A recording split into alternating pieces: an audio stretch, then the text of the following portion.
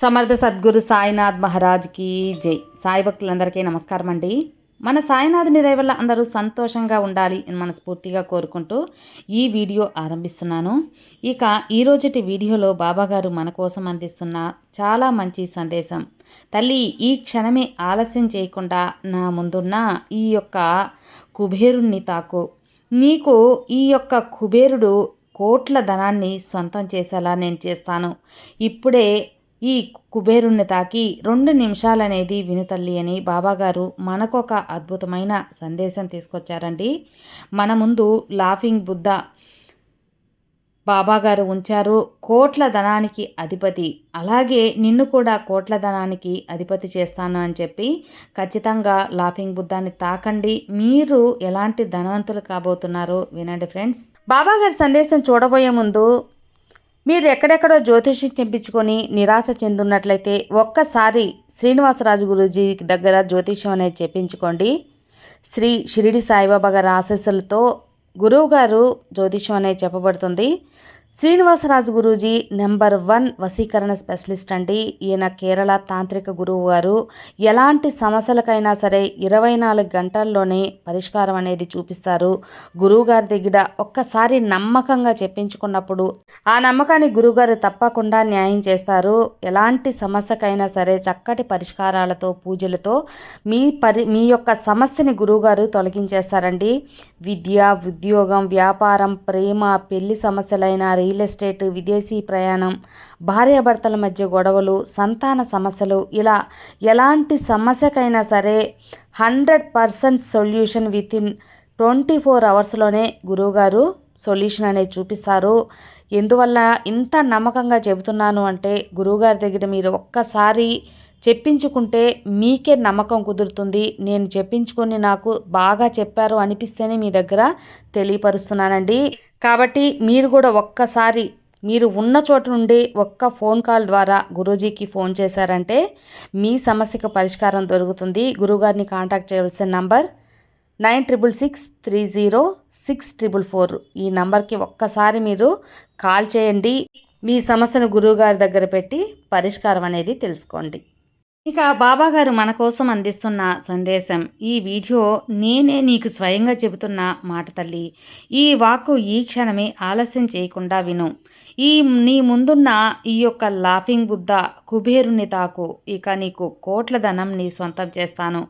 అరక్షణం కూడా ఆలస్యం చేయకు. ఏదైనా సరే నీకు అన్నీ జరిగేలా చేస్తాను. కోట్ల ధనాన్ని నీ కళ్ళ ముందు ఉండేలా చేస్తాను. సరిగ్గా కొన్ని నిమిషాల్లోనే నీ మనసుకి నువ్వు కోరిన కోరిక ఏంటో అని నీ ముందు ఉండేలా చేస్తాను. అవును బిడ్డ, నీ బాబా చెప్పేది నమ్మశక్యంగా లేదా? ఈ సాయి మాట నువ్వు నమ్మవా?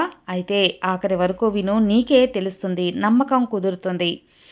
నీ బాబా ఎలాంటి సందేశాన్ని అందించినా అది నీ కోసం మాత్రమే అని నువ్వు నమ్ముతూ ఉన్నావు. అలాగే ఈరోజు కూడా ఇది నీ కోసమే నీ సాయి తండ్రి అందిస్తున్నాను.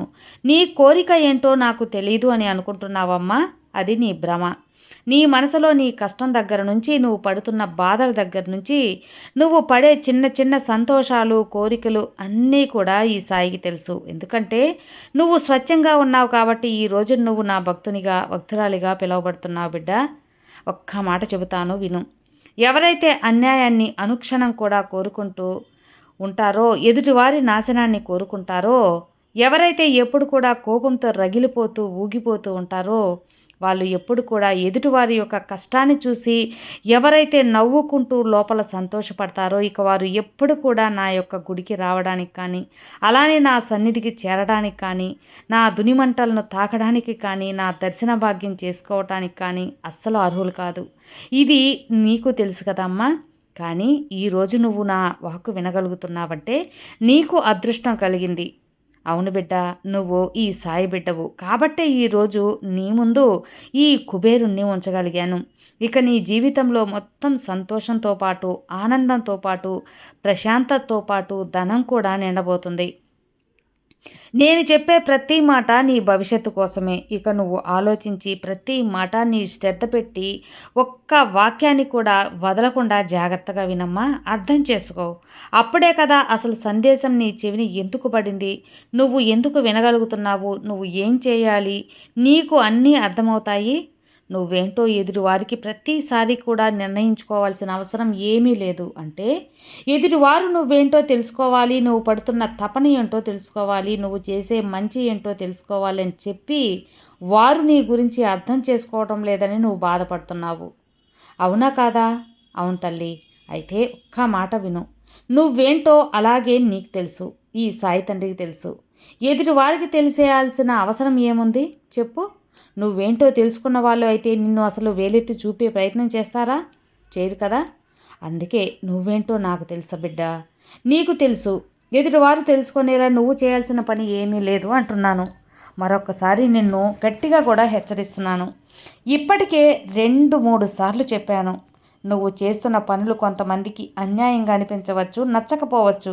నువ్వు ఎంత న్యాయం చేయాలి అనుకున్నా కానీ, ఎదుటివారి మంచిని ఎంత కోరుకున్నా కానీ, నిన్ను వారు తప్పుడు దృష్టితో చూడవచ్చు. నీవు నాకు అన్యాయం చేయాలని కోరుకుంటున్నావని నిన్ను నందించవచ్చు. అంత మాత్రాన అవన్నీ నిజమైపోతాయా? కావు కదా. ఎందుకు అనవసరంగా చింతపడతావు? ఎదుటివారు నీతో ఎంతవరకు మాట్లాడగలుగుతారో అంతవరకు మాత్రమే నువ్వు కూడా మాట్లాడే ప్రయత్నం చెయ్యి. ఎందుకంటే బిడ్డ, ఇక త్వరలోనే నీ యొక్క మంచి బుద్ధిని వారు తెలుసుకోబోతున్నారమ్మా. నేను నీకు మాటిస్తున్నాను, హామీ ఇస్తున్నాను. ప్రతి ఒక్కరికి నీ కూడా కష్టాలు, సుఖాలు, బాధలు అన్నీ ఉంటాయి. ఎందుకంటే ఈ భూమి మీద ఉన్న ప్రతి ఒక్క మానవునికి కూడా ఏదో ఒక కష్టం, ఏదో ఒక సమస్య, ఏదో ఒక ఆందోళన. ఆ కష్ట సుఖాలను పంచుకొని, ఎదుటి వారి యొక్క కష్టాలను పంచుకొని, వారి యొక్క బాధలను తెలుసుకొని ఎప్పుడైతే ఇక నువ్వు అవి తీర్చే ప్రయత్నం చేయాలి అనుకుంటావో, అప్పుడు భగవంతుడు నీ యొక్క కష్టాలన్నీ కూడా తుడిచివేస్తాడు. నువ్వు అందరితో మంచిగా ఉండే ప్రయత్నం చేస్తావో భగవంతుడు నీకు మంచి చేస్తాడు. మిగతాదంతా భగవంతునికి వదిలి నీ వంతు ప్రయత్నం చేయి. ఆ యొక్క బుద్ధి అనేది నువ్వు పెంచుకోవాలి. అంటే అలాంటి మంచి బుద్ధి అనేది నీకు రావాలి. ఈ సాయి భక్తువైన నువ్వు ఖచ్చితంగా మంచి బుద్ధి కలవానివే. ఇంకా నిన్ను హెచ్చరించి చెబుతున్నాను, ఏ ఒక్క కోశాన కూడా ఇతరుల కష్టాలపైన నిర్లక్ష్యంగా ఉండవద్దు అని. నీకు వచ్చిన కష్టం ఎంత పెద్దదైనా సరే, అది ఎంత క్లిష్టమైనదైనా సరే, నిన్ను పడేసినా సరే, ఆ కష్టం నుంచి నేను బయటకు తీసుకొస్తానమ్మా. నేను మాటిస్తున్నాను బిడ్డ. ఎంత కష్టం వచ్చినా అది నిన్ను ఏమీ చేయలేదు. అండగా నేనుంటాను కాబట్టి. శాశ్వతంగా విడిచిపోవాల్సిందే. ఎందుకంటే నీ బాబా నీతో ఉన్నందుకు ఏ చీడ, పీడ, కర్మ, దోషాలు ఏవి నిన్ను అస్సలు చేరవు. ఇది అసలు మర్చిపోకు, గుర్తుపెట్టుకో. ఇక నువ్వు చేస్తున్న మెరక పెద్ద తప్పు ఏంటో తెలుసా? అందరూ కూడా నా వాళ్ళే, నాలాంటి మనస్తత్వం గల మంచి వాళ్ళే అని చెప్పి నీ ముఖ్యమైన విషయాన్ని కూడా, అంతేకాదు నువ్వు ముందడుగు వేయటానికి ఉపయోగపడే గొప్ప గొప్ప విషయాలను, రహస్యాలను, సందేహాలను అన్నీ కూడా నువ్వు అనుకుంటున్న పనులు, ఏం చేయాలనుకుంటున్న పనులు ప్రతి ఒక్కటి కూడా అందరితో పంచుకుంటున్నావు. నా అనుకునే పంచుకుంటున్నావు. ఇలా నువ్వు పంచుకోవడం మంచిది కాదు. నీకు చెప్పి ఇప్పటికే చాలాసార్లు చెప్పాను ఈ విషయం కూడా, హెచ్చరించాను కూడా, మరలా ఇప్పుడు కూడా చెప్తున్నాను. ఎందుకంటే అందరూ కూడా నువ్వు ఆలోచించినట్లే మంచిగా ఆలోచించరు బిడ్డ. నువ్వు చేస్తున్న పనులు బట్టి, నువ్వు చెప్పే పద్ధతులను బట్టి, నీ మెలకువలు, నీ తెలివితేటలు, నువ్వు ముందుకు రావడానికి చేసే ప్రయత్నాలు, ఇలా అన్నిటినీ వారు తెలుసుకొని వారు ముందడుగు వేసే ప్రయత్నం చేస్తారు. నీ యొక్క ఆలోచనలను వారు నెరవేరుస్తారు. ఇక నువ్వు కేవలం మాటల దగ్గర మాత్రమే ఆగిపోతావు. నీ యొక్క మాటలను వాళ్ళు ఆదర్శంగా తీసుకొని నీకంటే ముందు వాళ్ళు చేయాలన్న తపనతోటి చేసేస్తారు. నీ యొక్క పెద్ద పెద్ద మంచి అలవాట్లను, పెద్ద పెద్ద ఆలోచనలను, నువ్వు ముందడుగు వేసే తెలివిగల ఆలోచనలను అమలులో పెడుతూ ఉంటారు. కాబట్టి ప్రతిదీ కూడా నువ్వు అందరికీ చెప్పాల్సిన అవసరం లేదు. అర్థమవుతుంది కదా. నీ పట్ల నాకు జాలి ఉంది, దయ ఉంది, ప్రేమ ఉంది, కరుణ ఉంది. కాబట్టి ఈరోజు నువ్వు నా సందేశాన్ని వినగలుగుతున్నావు. అందుకేనమ్మా నువ్వు నా భక్తునివి కానీ నా భక్తురాలివే అయ్యావు. నేను నిన్ను ఎప్పుడూ కూడా సిద్ధపరచుకుంటున్నాను. ఎప్పుడో నీ యొక్క సమస్యలను తీర్చే ప్రయత్నం కూడా నేను చేస్తున్నాను. బాబా, నువ్వు నన్ను వదిలి వెళ్ళిపోయావు. నా కష్టం నువ్వు కూడా పట్టించుకోలేదు కదా, నా బాధ నీకు కూడా కనిపించలేదా సాయి అని నువ్వు ప్రతిరోజు ప్రతిసారి బాధపడాల్సిన పని లేదు. నిన్ను పైకి రాకుండా చేయాలని ఎందరో చూస్తున్నారు, ఎన్నో రకాల ప్రయత్నాలు చేస్తున్నారు. వారెవరో కూడా ఇప్పుడు నీ మనసుకు బాగా అర్థమైంది కదా. అలా వాళ్ళు ఎన్ని ప్రయత్నాలు చేసినా నువ్వు నిలబడే ఉండాల్సిందే. అది తప్పకుండా జరిగే తీరుతుంది. అలా నిలబడేలా చేసింది నేనేనమ్మా. నేను ఎక్కడికి వెళ్ళను, నీతో ఉంటాను. ఇక నువ్వు నాతో లేవు అన్న అస్సలు అనకు ఆ మాట. నువ్వు బాగుంటే, బాగుపడుతుంటే చూసి ఏడ్చేవాళ్ళు చాలామంది నీ చుట్టూ ఉన్నారు. నిన్ను ఇంకా ఇంకా వెనక్కి లాగాలి అని ప్రయత్నించే వాళ్ళు కూడా ఉన్నారు. నువ్వు ఏడుస్తుంటే సంతోషపడే వాళ్ళు ఉన్నారు బిడ్డ. అలాంటి వాళ్ళతో ఇప్పటికి కూడా జాగ్రత్తగా ఉండాలి. ఎందుకు అంటే అలా జాగ్రత్తగా నువ్వు లేకపోతే నువ్వు ఎన్నో రకాల సమస్యల్లో ఇరుక్కునే అవకాశం చాలా ఎక్కువగానే ఉంది. ఎప్పటికైనా సరే ఒక్క విషయాన్ని మాత్రం మర్చిపోకు, గుర్తుపెట్టుకో. నీకు నీ కుటుంబం ముఖ్యం. నీ కుటుంబం కోసమే కదా నువ్వు చేసే ప్రతి పని. అలాగే నువ్వు ఆలోచించే ప్రతి ప్రయత్నం, ప్రతి ఆలోచన, నువ్వు చేసే ప్రతి అడుగు అన్నీ కూడా నీ కుటుంబం కోసం, నీ వాళ్ళ కోసం. నీ కుటుంబం బాగుపడాలనే చేస్తూ ఉన్నావు. అలాంటప్పుడు ఇంత బాధ ఎందుకు? నువ్వు ఈరోజు ఈ కుబేరుణ్ణి తాకావు కదా. ఎప్పుడైతే ఈ కుబేరుణ్ణి తాకావో అప్పుడే నీ జీవితంలో అదృష్ట దేవత అడుగు పెట్టబోతుంది. అదృష్టం తలుపు తెచ్చుకుంది. ఇక నీ కష్టాలన్నీ, కన్నీరుకన్నీ, బాధలకు అన్నిటికీ సెలవు. అదృష్టాన్ని నువ్వు స్వాగతం పలుకు. ఎందుకంటే నిన్ను చూసే నీ కుటుంబం అనేది ఆనందపడుతుంది. నువ్వు చూసే నీ కుటుంబం నడుచుకుంటుంది. ఇంట్లో నలుగురు ఉన్నప్పుడు నీ యొక్క జీవితం అనే బడికి, ఆ బండికి మీ నలుగురు 4 చక్రాలు అని నీకు తెలీదా? ఆ 4 చక్రాలు ఏదో ఒక చక్రం అనేది సరిగ్గా పనిచేయకపోయినా బండి నడవదు. ఆ విషయం నీకు తెలిసిందే. కానీ నీ ఆలోచనలో, మనసులో అస్సలు లేదు. ఇప్పుడు అనిపిస్తుందమ్మా. ఎందుకంటే నువ్వు నీ కుటుంబానికి ఒక చక్రానివి అన్న సంగతి మర్చిపోయి, నీ ప్రవర్తన, నీ యొక్క మానసిక స్థితి అనేది ఎలా ఉంటే నిన్ను చూసి రేపు నీ పిల్లలు అలాగే నడుచుకుంటారు కదా. ఆలోచించు. నీ బిడ్డల కోసమైనా కానీ కష్టాలను బయటికి కనిపించకుండా, కన్నీటిని వారికి చెప్పకుండా, ఏ కష్టము కూడా భారం అనుకోకుండా, ఏ బాధ వచ్చినా ధైర్యంగా ఎలా నిలబడాలి, ధైర్యంగా ఎదురువారితో ఎలా నడుచుకోవాలి, ఇలా ప్రతిదీ కూడా నువ్వు నీ పిల్లలకు నేర్పిస్తేనే కదా అన్నీ వాళ్ళకి అర్థమవుతాయి. ఇన్ని తెలిసి నువ్వే డీలా పడిపోతే ఎలా బిడ్డ? ఏమీ తెలియని పిల్లలు, నిన్ను నమ్ముకున్న కుటుంబం ఏమైపోవాలి చెప్పు? ఆలోచించు. నువ్వు తాకిన ఈ యొక్క బుద్ధుడు, ఈ యొక్క లాఫింగ్ బుద్ధుడు, ఈ కుబేరుడు నీ క్షణం నుంచే నీ జీవితం మారుతుంది. ఇక నీ జీవితంలో కోట్ల సంపద అనేది దగ్గరికి రాబోతుంది. భయపడకు. నీ ఆదాయం అనేది అంతకు రెట్టింపు పెరిగి అంచెలంచెలుగా నువ్వు జీవితం మారబోతుంది. నువ్వు ఒక్కొక్క మెట్టు పైకెక్కే రోజు ఆరంభమైంది. ఇక ఏ మాత్రం భయపడకుండా ధైర్యంగా, సంతోషంగా ముందుకు వెళ్ళు. అంతా శుభమే జరుగుతుంది. నీ సాయి తండ్రి నీకు ఈ మాట ఇస్తున్నాను. ఇక నీ జీవితం అన్నీ కూడా మంచి రోజులే, శుభకరమైన రోజులే.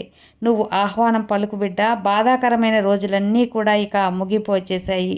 నీ కష్టానికి ఇదే ఆఖరి రోజుగా భావించి సంతోషంగా ఉండు. చూడమ్మా, జీవితం అంటే చిన్న చిన్న కష్ట నష్టాలు రావటం సహజం. వస్తూ ఉంటాయి, పోతూ ఉంటాయి. అలా అని జీవితమే వృధా అనుకుంటే ఎలా చెప్పు? వాటి నుంచి ఎలా బయటపడాలో ఆలోచించు. నువ్వు నలుగురికి సాయం చేసేలా ఉండాలి. అది మాట సాయమైనా కావచ్చు, లేదా డబ్బు సాయమైనా కావచ్చు. నలుగురికి చిన్న చిన్న కష్టాల నుండి సులభంగా దాటడానికి వాళ్ళకి కొన్ని మార్గాలు చెప్పు, సలహాలు చెప్పు. అలాగే వాటిని నువ్వు కూడా పాటించి నువ్వు కూడా నీ కష్టాల నుంచి సులువుగా బయటపడి బిడ్డ. అప్పుడే కదా నువ్వు సంతోషంగా ఉండగలవు. నిన్ను చూసి నీ కుటుంబం కూడా సంతోషంగా ఉండేది. అలా కాకుండా నువ్వు బాధపడి ఆ బాధను చూసి నీ కుటుంబీకులు ఇదంతా అవసరమా చెప్పు? చిన్న కష్టం రాగానే ఇది నాకే వచ్చేసింది అని చెప్పుకుంటూ బాధపడకూడదు. నీకన్నా కష్టాలు పడుతున్న వారు ఈ లోకంలో చాలామంది ఉన్నారు అని గుర్తుంచుకో. ఒక్కసారి బయటికి వచ్చి చూడు, నీకే అర్థమవుతుంది. నీ మనసుకు కూడా తెలుస్తుంది. నీకు వచ్చిన కష్టం అనేది కాస్త ఆలోచిస్తే ఇది చిన్నదే. కాబట్టి నువ్వు అనవసరంగా కంగారు పడకుండా ప్రశాంతంగా కూర్చుని ఆలోచిస్తే అన్నీ నీకు బోధపడతాయి. నీ బాబా చెప్పినట్లు కళ్ళు మూసుకొని ప్రశాంతంగా 2 నిమిషాలు ఈ సాయినామాన్ని తలుచుకో. నీ కష్టం గురించి ఆలోచించకుండా అంతా మంచే జరుగుతుందని భారం నా మీద వేయి. ఇక జీవితం అంతా సంతోషమయంగా ఉంటుంది. నీ జీవితానికి మార్పు అనేది వస్తుంది. అది సంపద వల్ల మరింత మార్పు వస్తుంది. ధైర్యంగా, ప్రశాంతంగా ఉండు. ఇక నిశ్చింతగా నిద్రించు. నీ జీవితం అద్భుతంగా మార్చే బాధ్యత నాదే. ఈ సాయి ఆశీస్సులు నీకు ఎల్లవేళలా నీకు, నీ కుటుంబానికి ఉంటాయి బిడ్డ. సర్వే జన సుఖినో భవంతు. జై సాయిరామ్.